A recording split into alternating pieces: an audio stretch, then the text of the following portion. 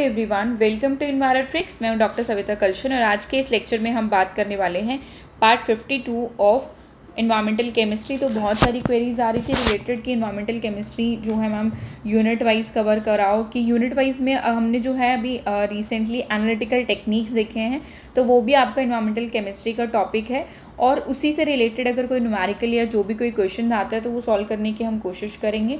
तो सबसे पहले और मोस्ट इम्पॉर्टेंट थिंग की एक क्वेरी थी कि कहाँ से आप जो है ये यूनिट वाइज जो टॉपिक करा रहे हो तो आप कहाँ से कवर करते हो। ये जो है आपका कैटलिस्ट बुक आती है तो कैटलिस्ट बुक जो है आप परचेज कर सकते हो, ठीक है। रुपेंद्रा सिंह की कैटलिस्ट बुक आती है फॉर MCQ प्रैक्टिस बुक, ठीक है। MCQ प्रैक्टिस बुक जिसमें यूनिट वाइज जो है आपका दे रखा है, लेकिन मैं कोशिश कर रही हूँ कि आपके साथ मैं कवर कराऊँ with concept to clear the concept, ठीक है।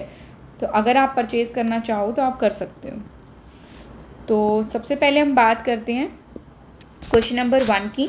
तो destructive technique for elemental analysis. Destructive technique, देखो एलिमेंटल एनालिसिस के लिए हम दो तरीके के टेक्निक्स का यूज़ करते हैं, ठीक है। एलिमेंटल एनालिसिस के लिए हम दो तरीके के टेक्निक्स यूज़ कर रहे हैं, डिस्ट्रक्टिव और non destructive.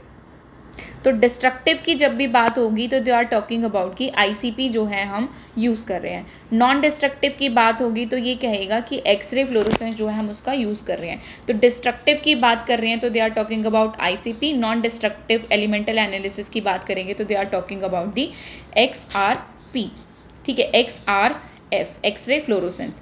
Then crystallography. Crystallography का मतलब क्या है? एक्सरे डिफ्रैक्शन से है। किससे है? एक्सरे डिफ्रैक्शन से। तो ऑप्शन नंबर Q का आंसर क्या होगा? Option number 3। दो मैंने बता दिया आपको ऑप्शंस, ठीक है।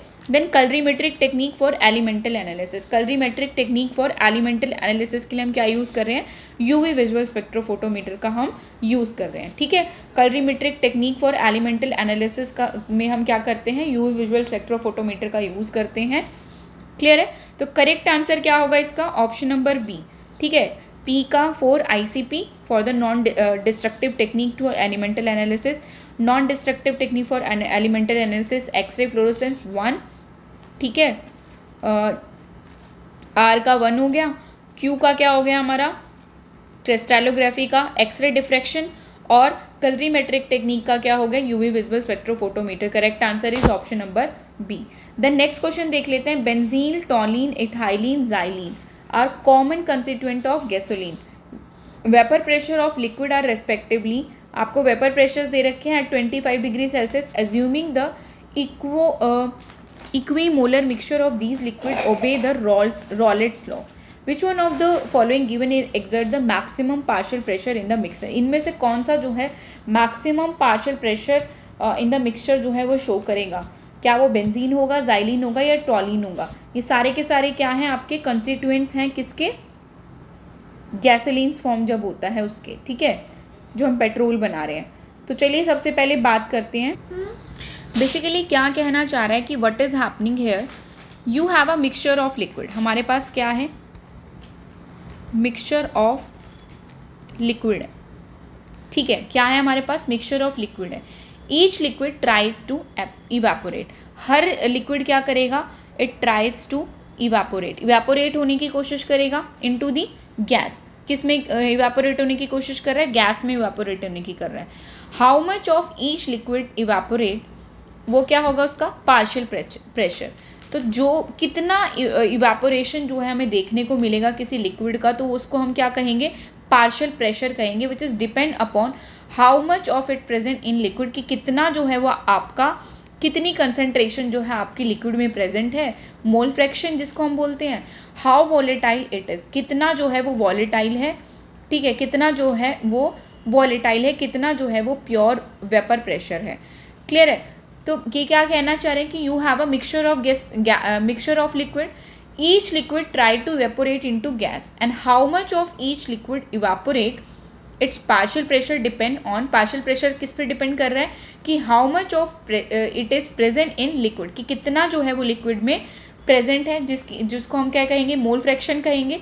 देन दूसरा क्या है? दूसरी प्रॉपर्टी पे डिपेंड करता है कि हाउ वॉलेटाइल इट इज़, कि it's on pure vapour pressure, कि कितना उसका प्योर वेपर प्रेशर है। तो more volatile want to escape into gas more, तो जितना ज़्यादा वॉलेटाइल होगा उतना ज़्यादा गैसेस में जो है वो आपका एस्केप होगा, ठीक है, जितना ज़्यादा वॉलेटाइल होगा उतना ज़्यादा आपका गैसेस में एस्केप होगा। तो यही बात कर रहा है क्वेश्चन में कि बेंजीन, टॉलिन या इथाइल बेंजीन या जाइलिन में से कौन सा जो है सबसे ज़्यादा जल्दी आपका एस्केप होगा इनटू दी गैस। अगर नेक्स्ट अगर हम बात करें रॉलेट्स लॉ की, रॉलेट्स लॉ जो है आपका बेसिक लॉ है। रॉलेट्स लॉ क्या कहता है आपका, रॉलेट्स लॉ क्या कहता है, रॉलेट्स लॉ बेसिकली एक्सप्लेन, जो मैंने आपको बताया उसके बारे में जो है वो एक्सप्लेन करता है कि इसका फॉर्मूला क्या होता है रॉलेट्स लॉ का, P I is equals to X I into P I star, ठीक है। तो पी आई क्या है यहाँ पे, partial pressure of a component in the vapour, और यहाँ पे एक्स आई क्या है, मोल फ्रैक्शन जिसकी मैं बात कर रही थी, और पी आई प्योर क्या है, प्योर वेपर प्रेशर। तो pure vapour pressure into molar fraction is equals to partial pressure of the component. तो यहाँ पे हमें ऑप्शन क्वेश्चन में क्या क्या दे रखा है, बेंजीन का दे रखा है हमें वेपर प्रेशर, बेंजीन का कितना है 25 डिग्री सेल्सियस 0.0126, ठीक है। देन टॉलिन का दे रखा है 0.0380, इथाइल बेंजीन का दे रखा है आपको 0.0126, और जाइलिन का जो दिया हुआ आपको वेपर प्रेशर वो है 0.0117। तो मिक्सचर क्या है आपका, इक्विमोलर है, all have equal mole fraction, सबका क्या है, इक्वल मोल फ्रैक्शन है, हम ये एज्यूम करके चलेंगे। तो हमारे पास कितने वो हैं 1/4, तो कितने हैं टोटल 1 2 3 4 है ना हमारे पास सोल्यूशन। तो 0.25 जब हम इसको मोल फ्रैक्शन में कन्वर्ट करेंगे तो हमारा मोल फ्रैक्शन कितना है, X I is equals to 0.25, ठीक है। जब हम फॉर्मूला अप्लाई करेंगे, फॉर्मूला क्या है मैंने बताया था आपको, P I is equals to molar fraction into में प्योर वेपर प्रेशर। तो जब हम फॉर्मूला अप्लाई करेंगे यहाँ पर, प्योर वेपर प्रेशर कितना दे रखा है, यहाँ पे जितने भी आपको ये कंपोनेंट दे रखे हैं सबको मल्टीप्लाई करना है किससे, 0.25 से। जब 0.25 से बेंजीन को मल्टीप्लाई करेंगे तो हमारा आंसर निकल कर आएगा 0.0315, ठीक है। टॉलिन का आएगा हमारा 0.095, सिमिलरली इथाइलिन का आएगा 0.00315। तो सबसे ज़्यादा, ठीक है, सबसे ज़्यादा बेंजीन जो है मैक्सिमम पार्शियल प्रेशर एक्सर्ट कर रहा है। कितना मैक्सिमम पार्शियल प्रेशर कौन एक्सर्ट कर रहा है, बेंजीन आपका मैक्सिमम पार्शियल प्रेशर जो है वो एक्सर्ट कर रहा है according to the Raoult's law.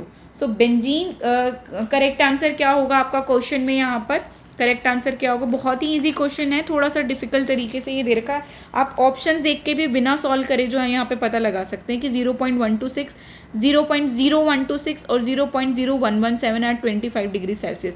तो सबसे ज़्यादा वेपर प्रेशर की अगर हम बात करें तो किसका है यहाँ पे पार्शियल वेपर प्रेशर, वो है आपका बेंजीन का, ठीक है। सबसे ज़्यादा किसका है, बेंजीन का आपका वेपर प्रेशर जो दे रखा है उसका है, ठीक है। All have same fraction in liquid, अगर हमें सेम मोलर फ्रैक्शन निकालना है तो 4 अगर हमें दे रखे हैं तो 1/4 हमने करा तो 0.25 हमारा मोलर फ्रैक्शन निकल कर आ गया था, ठीक है।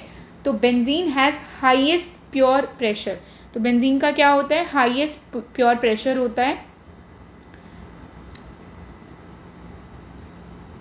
क्लियर है। करेक्ट आंसर क्या होगा, option number C is the correct answer. Next बात कर लेते हैं, केमिकल स्पीशीज़ आपको दे रखी हैं और उसमें हमें क्या बताना है, ऑक्सीडेशन नंबर बताना है।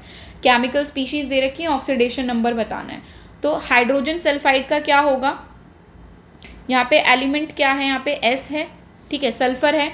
सल्फर ऑक्सीडेशन नंबर की अगर हम बात करें तो यहाँ पे क्या होगा इसका -2, क्या होगा -2। और नेक्स्ट अगर हम बात करें N2O की, N2O की बात करेंगे तो यहाँ पर क्या है, ऑक्सीजन दे रखा है, एलिमेंट क्या है यहाँ पे ऑक्सीजन, O का क्या होगा, O का क्या होगा यहाँ पे N2O का +1, ठीक है। सल्फर डाइऑक्साइड जो है आपका उसका क्या होगा S-1, ऑप्शन नंबर 1 इज -1, ठीक है। R2NH2 का क्या रहेगा फिर आपका लास्ट -3, क्लियर है। तो करेक्ट आंसर क्या होगा यहाँ पे, option number C is the correct answer. Hydrogen का जो यूजुअली होता है वो +1 होता है, ऑक्सीजन की बात करेंगे तो -2, ठीक है। नोबल गैसेस के लिए जो आपका रहेगा चार्ज वो रहेगा 0, ठीक है। नोबल गैसेस के लिए बैलेंसिंग चार्ज जो रहेगा वो 0 रहेगा। देन नेक्स्ट क्वेश्चन क्या कह रहा है, विच of the following equipment based on the Bragg's equation. मैंने कल बात की थी जब डिस्कशन किया था कि आपसे क्वेश्चन जो है वो किस तरीके से पूछे जाते हैं कि ब्रैग्स इक्वेशन जो है वो किस पर डिपेंड करती है। ब्रैग्स इक्वेशन जो है that is related to x ray diffraction. Bragg's law जो है वो किसको ओबे करता है, एक्सरे डिफ्रैक्शन को। तो option number B is the correct answer. Then which of the following gas undergo photo dissociation in troposphere. इनमें से कौन सी गैसेस जो हैं वो फोटो डिसोसिएशन करती है ट्रोपोस्फेयर पे। Photo dissociation in the presence of sunlight जो है वो डिसोसिएट हो जाता है, वो क्या है आपका, nitrogen dioxide. Nitrogen dioxide in the presence of sunlight जो है वो क्या हो जाता है, डिसोसिएट हो जाता है आपका किसमें, NO+। डिसोसिएशन हमें देखने को मिलता है किसमें, NO2 का in the presence of sunlight, तो आपका रहेगा NO+O। तो ये जो फ्री रेडिकल निकल कर आता है, ये फ्री रेडिकल फर्दर हाइड्रोकार्बन्स या VOCs के साथ रिएक्ट आउट करता है और क्या फॉर्म करता है, ओजोन फॉर्म करता है। ट्रोपोस्फेरिक ओजोन जो आपकी क्या होती है, बैड ओजोन होती है, और ड्यूरिंग डे जो है वो आपकी फॉर्म होती है। तो करेक्ट आंसर क्या होगा, gases undergo photo dissociation in the troposphere, that is the NO2। क्या होगा, NO2। देन नेक्स्ट क्वेश्चन क्या कह रहा है, विच of the following chemical species डोमिनेटली exist in the natural water the pH range of 4 to 7। 4 to 7 की pH range में कौन सी जो स्पीशीज हैं जो आपकी प्रेजेंट होती हैं इन दी वाटर। तो हमेशा याद रखना 4 to 7 की रेंज में डोमिनेटेड केमिकल स्पीशीज होती है। एक होता है आपका बाइकार्बोनेट। क्या होता है, bicarbonate, H2CO3, oh sorry not H2, it's HCO3 bicarbonate, ठीक है। मेजर इनऑर्गेनिक कार्बन फॉर्म में होता है ये। देन होता है आपका अमोनिया, NH4 अमोनिया, और साथ ही साथ डाईहाइड्रोजन फॉस्फेट। क्या होता है, डाईहाइड्रोजन फॉस्फेट, H2PO4, ठीक है। और साथ ही साथ हाइड्रोजन सल्फाइड। हाइड्रोजन सल्फाइड जो है नियरली 7 pH पे आपका प्रेजेंट होता है इन द वाटर।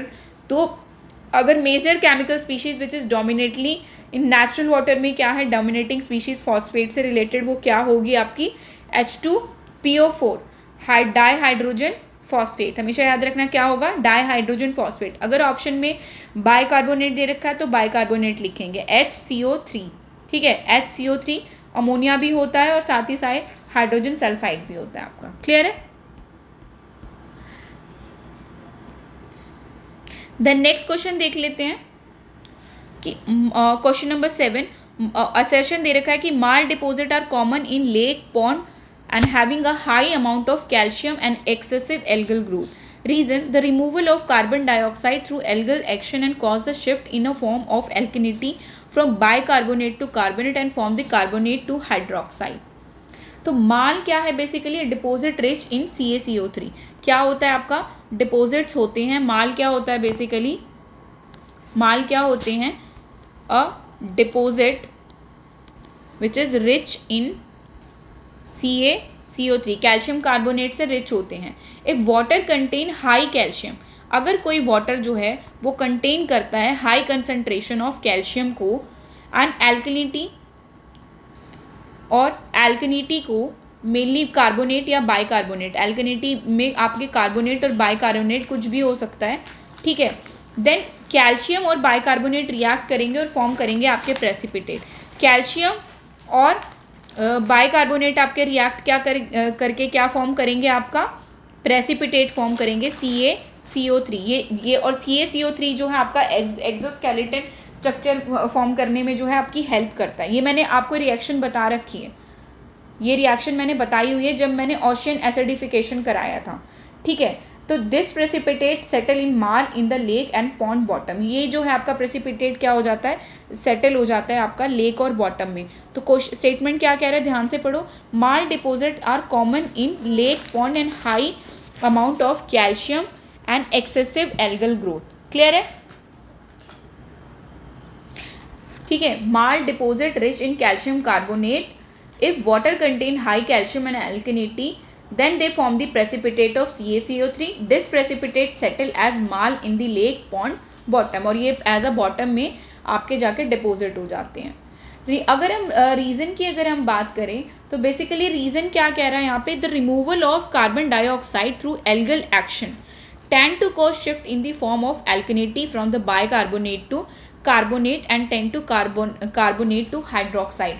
तो अगर हम इसकी एक्टिविटीज़ को जो है, अगर हमारे एटमॉस्फेयर में CO2 ज़्यादा ऐड हो जाता है तो क्या होगा, बाइकार्बोनेट जो है वो दोबारा से क्या करेगा आपको, तो उसका रिएक्शन चेंज हो जाएगा। ठीक है, जहाँ पर कैल्शियम कार्बोनेट माल बनना चाहिए था जिससे एक्सोस्केलेटन फॉर्म हो रहे हैं वो फॉर्म नहीं हो पाएगा। तो आपका रीज़न जो है वो भी करेक्टली एक्सप्लेन कर रहा है। ठीक है, because algal remove the CO2 and carbonate concentration increase with high calcium, this carbonate precipitate as CaCO3।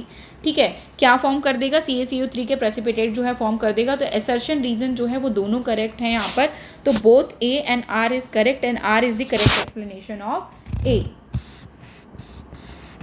Then next देखते हैं question number 8। In a normal phase high pressure liquid chromatography, mobile phase is highly polar material such as water and stationary phase in non-polar solvents such as hexane. Statement 2, the reverse phase high pressure liquid chromatography, mobile phase is relatively polar solvents such as methanol water and stationary phase in non-polar such as hydrocarbon। अब इतनी complicated सी बात बोल रखी है तो इसको थोड़ा easy way में हम समझ लेते हैं। क्या कहना चाह रहा है कि नॉर्मल फेज ऑफ HPLC, ठीक है, क्या कह रहा है कि नॉर्मल फेज ऑफ HPLC, ठीक है, HPLC की बात की थी मैंने कल, normal phase of HPLC, stationary phase जो है वो आपका क्या रहेगा, पोलर रहता है। पोलर मतलब कि सिलिका जेल या एल्यूमिना जो है हम उसमें यूज़ करते हैं। ठीक है, एल्यूमिना हम उसमें यूज़ करते हैं। मोबाइल फेज क्या रहेगा आपका, नॉन पोलर रहेगा। ठीक है, रिलेटिवली लेस पोलर, जिसमें हम क्या यूज़ कर रहे हैं, हेक्सेन यूज़ कर रहे हैं, क्लोरोफॉर्म जो हम यूज़ कर रहे हैं। Separation is based upon polarity, क्या कह रहा है कि सेपरेशन जो है वो कैसे होगा, this is based upon polarity separation हो रहा है। Polar compound stick longer, polar compound जो है वो ज़्यादा देर तक एक दूसरे के साथ चिपके रहते हैं, स्टिकली जो है वो एक दूसरे को बाइंड करते हैं। स्टेटमेंट क्या कहना चाह रही है, अब ये तो जैसे नॉर्मल कंडीशन में हो रहा है कि पोलर जो है सिलिका और एल्यूमिना हम यूज़ कर रहे हैं, और एम में मोबाइल फेज में हम क्या कर रहे हैं, नॉन पोलर कंपाउंड यूज़ कर रहे हैं जैसे कि हेक्सेन और क्लोरोफॉर्म। अब नॉर्मल कंडीशन में स्टेटमेंट आपको कह रही है कि mobile phase is highly polar, mobile phase is highly polar such as water and stationary phase is non polar. Oppositely statement कह रहे हैं, ध्यान से पढ़ो स्टेटमेंट क्या कह रहे हैं यहाँ पे कि in normal phase liquid the mobile phase is highly polar and the such as the stationary phase is non polar. Mobile phase यहाँ पे क्या होगा, नॉन पोलर होगा, और स्टेशनरी फेज क्या होगा, हाईली पोलर होगा। तो ये स्टेटमेंट क्या होगी, इनकरेक्ट होगी। नेक्स्ट अगर देखें तो हम क्या कह रहे हैं, स्टेटमेंट सेकंड क्या कह रही है कि stationery phase is non polar. In the reverse phase of pressure liquid chromatography the mobile phase is relatively polar solvent. Mobile phase क्या होगा, अगर रिवर्स HPLC की बात करेंगे तो वहाँ पे क्या होगा कि मोबाइल फेज क्या होगा आपका, पोलर सॉल्वेंट होगा जैसे कि मिथनॉल और water, and stationary phase is the non polar such as the hydrocarbon. Stationary phase क्या होगा, स्टेशनरी फेज क्या होगा, नॉन पोलर। तो देखो दो तरीके के HPLC हमने यहाँ पर देख लिया। ठीक है, दो तरीके का HPLC जो है हमने यहाँ पर देखा है। एक तो हमने बात की नॉर्मल HPLC की, और एक हमने बात की है यहाँ पे रिवर्स फेज HPLC की।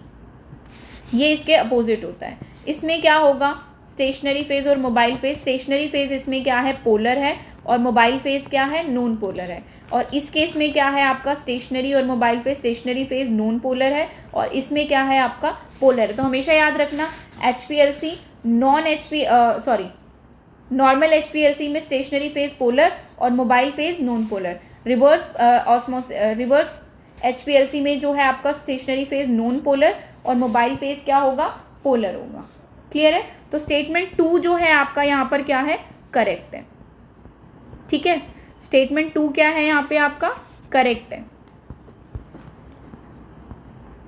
तो करेक्ट आंसर क्या होगा इसका, Statement 1 is incorrect, but the statement 2 is correct. The option number D is the correct answer. Then next question देख लेते हैं, क्वेश्चन नंबर 9. क्वेश्चन नंबर 9 कह रहा है the water potential consist the matric potential, osmotic and solute potential, hydrostatic pressure and gravitational pressure. Which of the following statement is true? इनमें से कौन सा स्टेटमेंट जो है वो ट्रू होगा? तो इसका करेक्ट आंसर जो है वो होगा आपका option number B. The matric potential determine the interaction of solid surface such as cell wall and colloid with water. It determine the interaction of solid surface such as cell wall and collide with water. ठीक है. Then next question देखते हैं, question number 10. The unit of K the constant for first order reaction will be. Constant for first order reaction आपका क्या रहेगा? Rate constant क्या रहेगा आपका? फर्स्ट ऑर्डर रिएक्शन के लिए हमेशा याद रखना आपका होता है पर सेकेंड. ठीक है, ठीक है, पर सेकेंड. और सेकेंड ऑर्डर रिएक्शन के लिए आपका रहेगा, देखो बेसिकली क्या होता है फर्स्ट ऑर्डर रिएक्शन में, फर्स्ट ऑर्डर रिएक्शन की बात कर रहे हैं तो 1 - 1 इज इक्वल्स टू 0. तो यहाँ पे क्या होगा? पर सेकेंड. ठीक है. सेकेंड ऑर्डर की बात करेंगे तो सेकेंड ऑर्डर में 1 - 2 इज इक्वल्स टू -1 चार्ज रहेगा. तो लीटर पर मोल पर सेकेंड. ठीक है. थर्ड ऑर्डर की अगर हम बात करेंगे तो 1 - 3 इज इक्वल्स टू -2. तो L2 मोल पर सेकेंड. ठीक है. 2. जब भी बात होगी आपकी फर्स्ट ऑर्डर की तो यहाँ पे क्या है? एस सेकेंड पर सेकेंड. सेकेंड लॉ की बात करेंगे, सेकेंड ऑर्डर काइनेटिक्स की अगर हम बात करेंगे तो लीटर पर मोल पर सेकेंड. थर्ड ऑर्डर काइनेटिक्स की बात होगी तो यहाँ पे 1 - 3 तो -2 2 चार्ज जो आपका रहेगा. तो L2 मोल पर 2 और पर सेकेंड. ठीक है, क्लियर है. तो हमेशा अगर आपको फर्स्ट ऑर्डर पूछा है अभी तो आपसे क्वेश्चन में, तो ऑप्शन नंबर सी इसका करेक्ट आंसर है. अगर आपसे सेकेंड ऑर्डर पूछते तो आप क्या लिखते? L पर मोल पर सेकेंड और पर मोल पर और सेकेंड पर. ठीक है. L2 मोल 2 और पर सेकेंड. क्लियर है. तो ये हमेशा याद रखना, ये जो मैंने आपको डिस्प्ले पर लिख कर दिखाया है. देन नेक्स्ट क्वेश्चन क्या कह रहा है? Question number 11. Calculate the alkalinity of water sample having the pH 9 and no carbonate and other dissolve proton donor और एक्सेप्टर. अगर कोई और प्रोटोन डोनर और एक्सेप्टर नहीं है तो pH क्या है? यहाँ पे pH बोल रहे हैं कि हमारा कितना है? 9 है. ठीक है. नो कार्बोनेट और डिजोल्व एसिड बेस जो है यहाँ पर कोई भी प्रेजेंट नहीं है. तो एल्कनिटी हमें सॉल्व करनी है. तो बेसिकली एल्कनिटी क्या होता है? It is the capacity of water to neutralize the strong acid. क्या है alkalinity? Alkalinity is the capacity of water to neutralize the strong acid is equal to primary due to OH- and bicarbonate और natural waters की वजह से जो है आपका एल्कनिटी neutralise होती है. तो बेसिकली हम यहाँ पे फॉर्मूला देखें, अगर फॉर्मूला क्या है यहाँ पे एल्कनिटी का फॉर्मूला जो है वो होता है is equals to OH- is equals to 10⁵ molar. ठीक है. 10⁵ मोलर OH आयंस की बात हो रही है. तो यहाँ पे आंसर क्या होगा आपका? 10⁵ मोलर. तो करेक्ट आंसर है इसका ऑप्शन नंबर सी. कैसे है एक बार कैलकुलेट कर लेते हैं हम. एल्कनिटी की बात कर रहे हैं यहाँ पे. ठीक है. एल्कनिटी की बात हो रही है तो यहाँ पे अगर कैलकुलेट अगर हम करें तो OH फ्रॉम pH, जो हमें pH अगर गिवन था तो OH कंसनट्रेशन अगर हम सॉल्व करें तो यहाँ पर क्या निकल कर आएगा आपका? एल्कनिटी 10 माइक्रोमोलर. क्या निकल कर आएगा? 10 माइक्रोमोलर जो आपका निकल कर आएगा. तो करेक्ट आंसर जो है यहाँ पर क्या है आपका? Option number C is the correct answer. Option number C is the correct answer है यहाँ पर. ठीक है. pH दे रखा है.